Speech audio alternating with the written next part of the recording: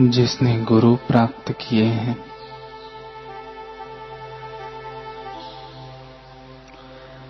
ऐसे शिष्य के लिए ही अमरत्व के द्वार खुलते हैं।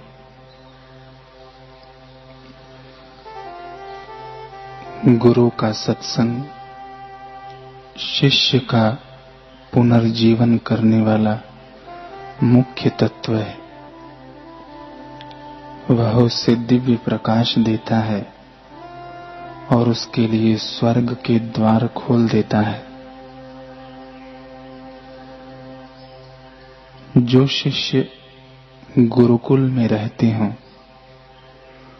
उन्हें इस नाशवंत दुनिया की किसी भी चीज की तृष्णा न रहे, इसके लिए हो सके उतना प्रयास करना चाहिए। शिष्य को घास के तिनके से भी अधिक नम्र होना चाहिए, तभी गुरु की कृपा उस पर उतरेगी। एक समय भगवान बुद्ध राजगृह में गृध्रकूट पर्वत पर विहार कर रहे थे। तब वहां कोकालिक नाम का भिक्षुक भी पहुंच गया। उसने पास जाकर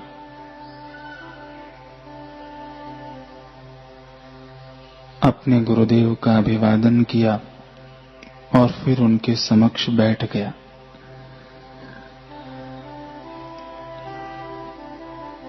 बुद्ध ने उसके मुखमंडल पर उदासीनता की छाया देखी तो कहा, कोकालिक, अपनी दुविधा निस्संकोच कहो। कोकालिक ने दोनों हाथ जोड़े और वाणी को मधुर करते हुए बोला, भंते, आप तो सर्वज्ञ हैं, अंतर्यामी हैं, सबके मन में उठ रहे प्रत्येक विचार के ज्ञाता हैं। फिर भी मैं आज आपके सम्मुख एक सत्य उजागर करना चाहता हूं। आपके संघ में भिक्षु सारीपुत्र और मोदग्लायन को अति सम्मान प्राप्त है।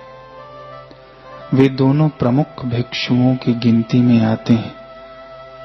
अन्य सभी भिक्षु उनके दिशा निर्देशों को आज्ञा रूप में धारण करते हैं, परंतु मैं जानता हूं कि वे दोनों ही पापेच्छु हैं, बुरी इच्छाओं के वशीभूत हैं। उनमें त्याग, संयम, अक्रोध, दया आदि सद्गुणों का अभाव है। वे अहंकारी हैं। इससे पहले कि कोकालिक सारीपुत्र और मोदग्लायन के प्रति और अपशब्द कहता, भगवान बुद्ध ने उसे सतर्क करते हुए कहा, कोकालिक, ऐसा मत कहो। सारीपुत्र और मोदग्लायन के लिए मन में श्रद्धा उत्पन्न करो।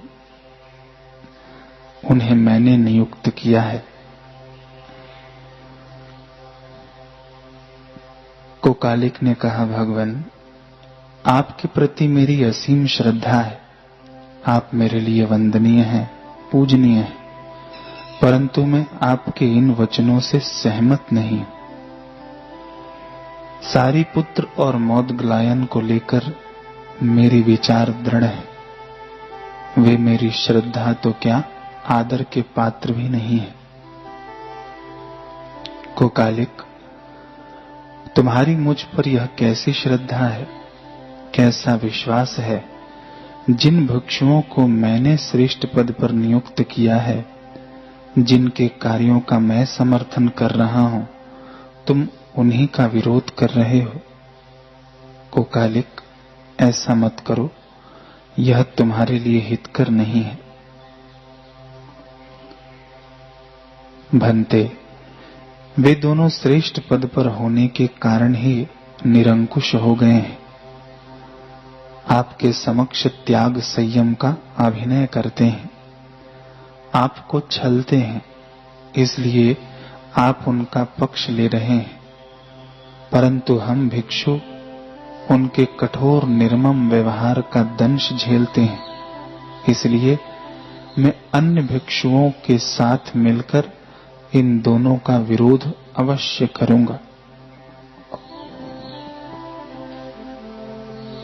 कोकालिक, एक बार पुनः मैं तुम्हें सावधान कर रहा हूं। सारीपुत्र और मोदग्लायन के संबंध में अपशब्द मत कहो। अन्य भिक्षुओं के मन में संदेह का बीज डालने का प्रयास मत करो। इससे संघ में फूट पड़ेगी, संघ की एकता खंडित होगी, आपस में गुरु भाई लड़ेंगे। यह करने से संघ में फूट डालने वाले को कल्प भर तक नरक वास करना पड़ता है। अपाई को नेरई को कपटठो अति किच्छो।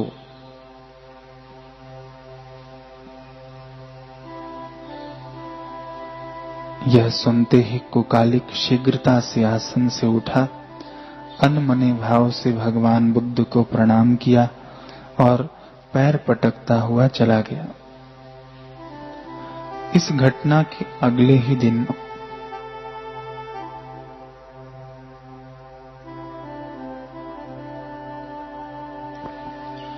कोकालिक के सारे शरीर पर सरसों के दाने जैसी फुंसियां हो गईं। कोकालिक में तब भी पश्चाताप के भाव उत्पन्न नहीं हुए। वह अपने कुविचारों पर दृढ़ रहा और अन्य भिक्षुओं को भी पथभ्रष्ट करने की कुचेष्टा में जुट गया। कुछ ही दिनों में वे फुंसियां सरसों के दाने के आकार से बढ़कर मूंग के दानों के समान हो गए। अब तो कोकालिक मन ही मन सारीपुत्र और मोदग्लायन के लिए विष उगलने लगा। इस विष ने उन फुंसियों को पोषित किया।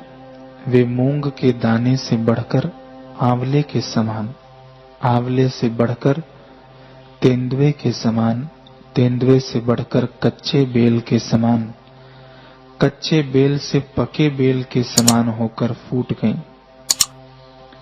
उनमें से रक्त और पीप बहने लगी। कोकालिक विष निगल गई मछली की तरह तड़पता हुआ केले के पत्तों पर पड़ा रहता।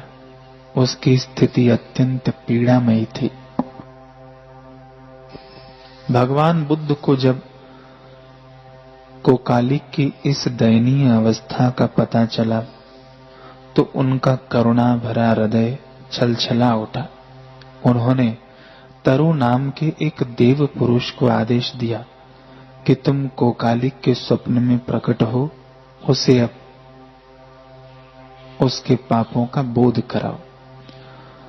उससे कहो कि अब भी समय है, वह अपने अपराधों के लिए क्षमा मांग ले, तभी उसका कल्याण संभव है।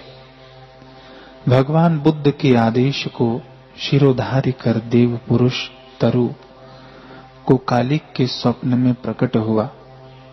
उससे बोला, कोकालिक, अब भी समय है। श्रेष्ठ भिक्षु सारीपुत्र और मोदग्लायन के प्रति मन में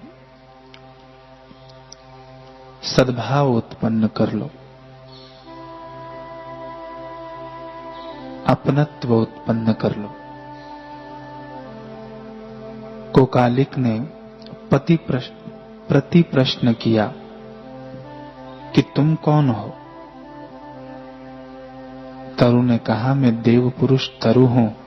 तुम्हारे कल्याण के लिए तुम्हारे गुरुदेव बुद्ध ने मुझे तुम्हारे पास भेजा है।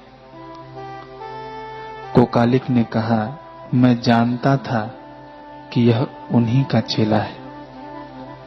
तुम्हें माध्यम बनाकर वे एक बार फिर अपने प्रिय भिक्षुओं सारीपुत्र और मोदग्लायन का पक्ष ले रहे हैं, परंतु वे नहीं जानते कि वे दोनों उन्हें मूर्ख बना रहे हैं। सारीपुत्र और मोदग्लायन पापेच्छु हैं, पापेच्छु हैं, पापेच्छु हैं। मैं अंतिम श्वास तक यही कहूंगा। तब तरु ने कोकालिक को गाथा में उत्तर दिया, पुरुषस्य ही जातस्य कुठारि जायते मुखे याय छिदन्ति अत्तानम बालो दुम्भासितम भणम। अर्थात जब इंसान जन्म लेता है तो उसके मुंह में कुल्हाड़ी भी पैदा हो जाती है। मूर्ख व्यक्ति उस कुल्हाड़ी से अपने आप को ही काट लेता है, यानी दुष्ट वचनों का प्रयोग कर अपना अहित करता है। वह निंदनीय की प्रशंसा करता है और प्रशंसनीय की निंदा करता है। इस मोह से किए अपराध के फलस्वरूप वह कभी सुख को प्राप्त नहीं होता। कोकालिक, तुम उनका विरोध करके स्वयं अपने गुरु का विरोध कर रहे हो और तुमने भी यही भयंकर अपराध किया है। अतः तुम्हारा कष्टमय अंत अवश्यंभावी है। इतना कहकर देव पुरुष तरु अंतर्ध्यान हो गया। कुछ ही दिनों बाद उसी रोग से कोकालिक की अत्यंत पीड़ा व दुर्गति से मृत्यु हो गई। तब कहते हैं कि ज्योत्सना पूर्ण रात्रि में सारे उपवन को आलोकित करते हुए प्रकाशमान देव भगवान बुद्ध के सामने प्रकट हुए। उन्होंने भगवान से कहा, भंते, कोकालिक भिक्षुक मर गया है। मरने पर वह पद्म नामक नरक को प्राप्त हुआ है।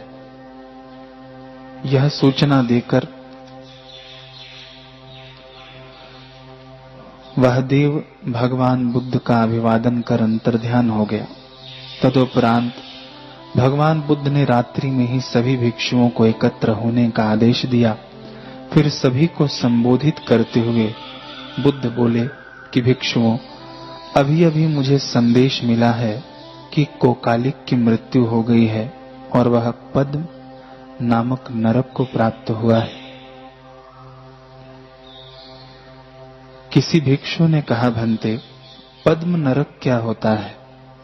वहां कितने वर्षों तक यातना भोगनी पड़ती है?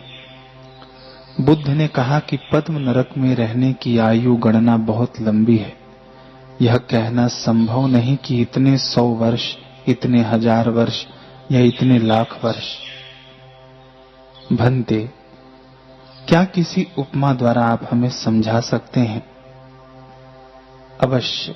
मान लो, जैसे तिलों का बहुत ऊंचा ढेर है, उस ढेर में से यदि एक व्यक्ति 100 वर्ष बाद एक एक तिल निकाले। भिक्षु ने कहा, उसे जितना समय लगेगा उतना समय होता है पद्म नरक का। बुद्ध ने कहा, नहीं, इस समय का तो एक अर्बुद नरक होता है। 20 अर्बुद नरक एक निर्बुद नरक बराबर, 20 निर्बुद नरक बराबर एक अबब नरक, 20 अबब नरक बराबर एक अटट नरक, ऐसे 20 पुंडरीक नरक बराबर एक पद्म नरक। भिक्षुओं ने कहा, भंते, यह काल तो कल्पना से भी परे है, परंतु भिक्षुक कोकालिक को इतना घोर नरक क्यों मिला? बुद्ध ने कहा, क्योंकि उसने अपने मन में सारी पुत्र और मौदगलायन भिक्षुओं के प्रति द्वेष रखा। गुरु के मना करने पर भी उनका विरोध किया। यह उनका विरोध नहीं, गुरु का विरोध था। उनकी निंदा नहीं, गुरु की निंदा थी। संघ की एकता में फूट डालने की कुचेष्टा थी। इन्हीं सब पापों का फल है पद्म नरक। इसलिए भिक्षुओं, मैं तुम्हें सावधान करना चाहता हूं, तुमसे कोई इस अपराध को न करे। अपमत्त को अयम कली यो अखेसु धन पराजयो, अर्थात जुए में जो धन की हानि होती है वह बहुत छोटी हानि है, परंतु प्रशंसनीय श्रेष्ठ जनों के प्रति जो मन में द्वेष रखता है, उससे जो अपनी और अपने सर्वस्व की हानि होती है वह बहुत बड़ी हानि है। अर्थात जो श्रेष्ठ की निंदा करने वाला है वह दुष्ट मन और वाणी के कारण घोर नरकों को प्राप्त होता है। इसलिए हे भिक्षुओं, सतर्क रहो, अपने मन में उठने वाले हर दुष्ट विचार को नष्ट करो। आर्य भिक्षुओं का सम्मान करते हुए, उनकी आज्ञा का पालन करते हुए धर्म के मार्ग पर अग्रसर रहो। संघ की एकता को बनाए रखने के लिए हर संभव प्रयास करो, इसी में सभी का कल्याण है।